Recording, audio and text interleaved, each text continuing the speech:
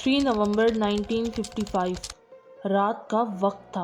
बिल्कुल अंधेरा, चारों तरफ पानी की लहरें और बीचों बीच एक शिप जो अपनी मंजिल की तरफ जा रही थी, लेकिन ये शिप कभी अपनी मंजिल तक पहुंची ही नहीं। ऐसी शिप जो पूरी तरह से गायब हो गई थी और आज तक उसका कुछ पता नहीं चल सका। 1955 में एक मर्चेंट शिप एमवी जोइटा अपनी मंजिल की तरफ चल रही थी, लेकिन एक दिन वो बस गायब हो गई। क्या ये एक आम एक्सीडेंट था या फिर कोई ऐसा राज जो हमारी समझ से परे था? जब इस शिप को 2 हफ्ते बाद ढूंढा गया तो जो मिला उसने हर किसी को हैरत में डाल दिया। कहाँ गायब हो गया था इस शिप का क्रू? क्या ये कुछ पैरानॉर्मल था या फिर कुछ और? इस कहानी में ऐसे राज हैं जो आपको हैरान कर देंगे। ये एक ऐसी कहानी है जो किसी हॉरर मूवी से कम नहीं। दोस्तों, एमवी जोइटा एक मर्चेंट शिप थी जो 1955 में अपनी नॉर्मल रूट पर चल रही थी।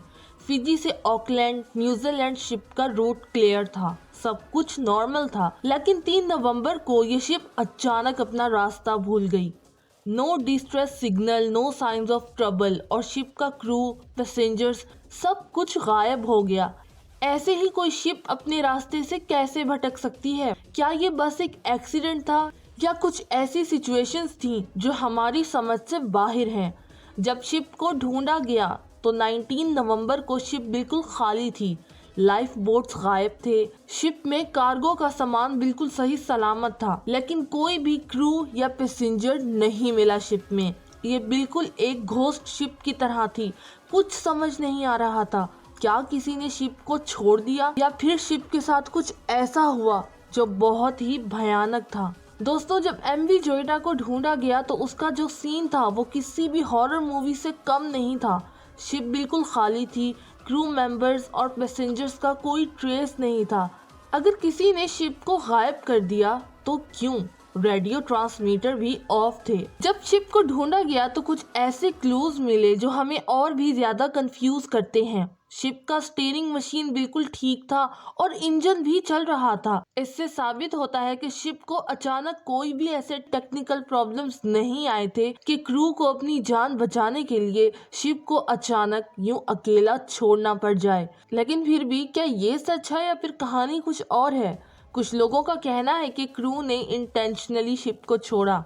दोस्तों, कुछ लोगों का तो ये भी कहना है कि शायद उन्हें लगा हो कि कुछ बुरा होने वाला है, जैसे तूफान, इंजन फेल होना या किसी और शिप से टकराने का खतरा। तो क्रू ने अपनी सेफ्टी के लिए लाइफ बोट्स लेकर शिप को छोड़ दिया होगा, या फिर ये कुछ और अनयूजुअल चीज हो सकती है, जैसे उन पर किसी ने अटैक कर दिया हो या वो किसी मेंटल ब्रेकडाउन या डर का शिकार हो गए हों और शिप छोड़कर भागने पर मजबूर हो गए हों। दोस्तों, एक थ्योरी तो ये थी कि शिप को कुछ लोगों ने हाईजैक कर लिया, लेकिन शिप बिल्कुल सही सलामत थी। कोई कार्गो सामान नहीं चुराया गया और कोई साइंस ऑफ स्ट्रगल भी नहीं थे। कुछ लोगों का कहना था कि एमवी जोइटा एक पुरानी बद्दुआ का शिकार थी। कुछ लोग इस बात को सच समझते हैं। दोस्तों, आपको क्या लगता है, क्या ये शिप वाकई किसी पुरानी बद्दुआ का शिकार रही होगी जो उसके गायब होने का सबब बनी? पैरानॉर्मल थ्योरीज काफी पॉपुलर हुई, लेकिन इस बात को प्रूव करना मुश्किल है। इन्वेस्टिगेटर्स ने बहुत रिसर्च की, लेकिन जो क्लूज मिले वो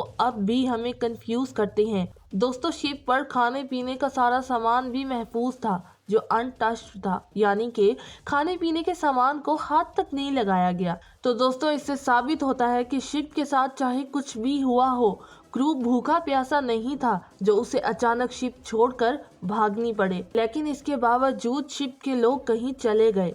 क्या वो वाकई किसी मेंटल ब्रेकडाउन का शिकार थे या फिर उन्होंने घबराहट में आकर कोई डिसीजन ले लिया? तमाम तहकीकात के बावजूद कोई एक पक्का सबूत नहीं मिला। ये शिप दुनिया के सबसे अजीब और अनएक्सप्लेन्ड समुद्री मिस्ट्रीज में शुमार होती है।